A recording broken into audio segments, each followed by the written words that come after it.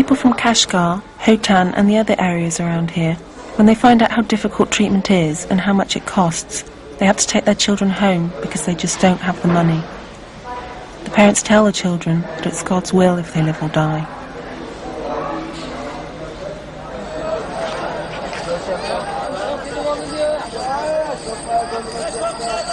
Since the mid-1980s, the Chinese government has encouraged thousands of tourists to visit the region.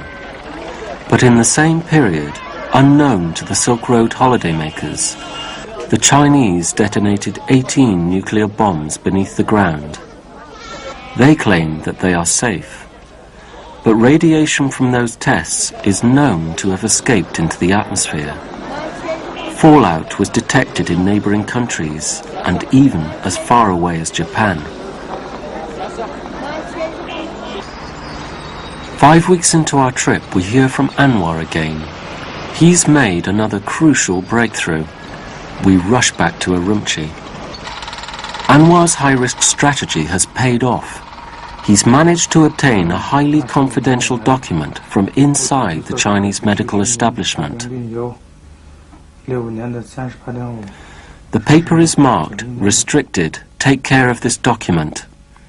It is a desperate plea for more cancer facilities and ends, we cannot wait a moment longer. Well, I mean, these figures are really good because it compares the increase in cancer rates per 100,000 for the whole of China and then for the whole of Xinjiang. The document Anwar has got hold of records the rising incidence of cancer in China since 1965. The figures reveal how from the early 1970s, cancers in the Silk Road towns close to the test site began to rise much more quickly than in the rest of China. By 1990, cancer rates in these towns were more than 30% higher than the national average.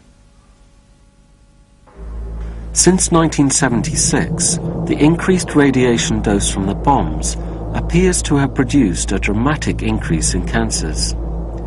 The number of cancers in the Silk Road towns increases even faster as more tests are carried out. These statistics amount to a chilling demonstration of the effects of the radiation on the people who live there.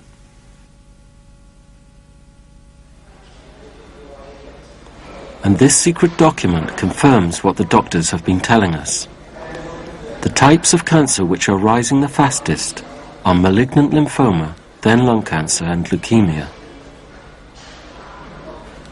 Well, that's absolutely astonishing because, I mean, those are the cancers you'd expect to be associated with radioactivity, would be the lymphatic cancers and the leukemias. So that's just amazing. Over the years, China has built a wall of secrecy around its nuclear tests. Scientists denied any health effects. Doctors could not research the effects. But here in our possession was the evidence to nail the lie. A colleague arrives from Britain. He stays at our hotel. Like us, he appears to be just another tourist. Now he has to take the vital evidence out of the country. For the past 6 weeks, Anwar has run the daily risk of being informed on. It's time for him to get out. As he leaves, he knows he'll never be able to return to China again. At Beijing airport, he was strip-searched and interrogated for hours. But because he wasn't carrying any evidence, they eventually let him go.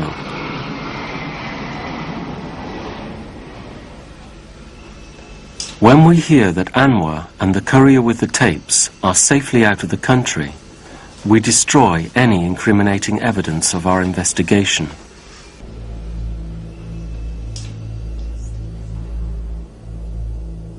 At the end of our so-called tourist trip, we and the other travellers can leave. The millions of people in Xinjiang do not have that choice. They've had to live through the largest series of nuclear tests carried out in a populated area anywhere in the world. They must grow their food on this contaminated land, drink the water that runs through it, and breathe the air which blows over it. And one of the worst things is that people there are so aware of what's going on.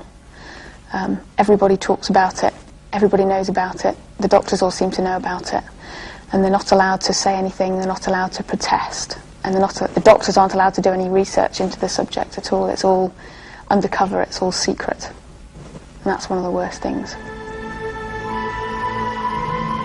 While the Chinese government continues to hide the appalling truth of its nuclear tests, like this 17-year-old girl, countless thousands are suffering the cruel consequences. This winter my daughter really suffered from the pain. Because she couldn't bear it, she kept saying, maybe we should cut my legs off. I really can't bear the pain anymore. I didn't know what to do. I tried to hold her, comfort her. One time she even said goodbye to us. She said, bye Mum, bye everyone, I can't bear the pain anymore.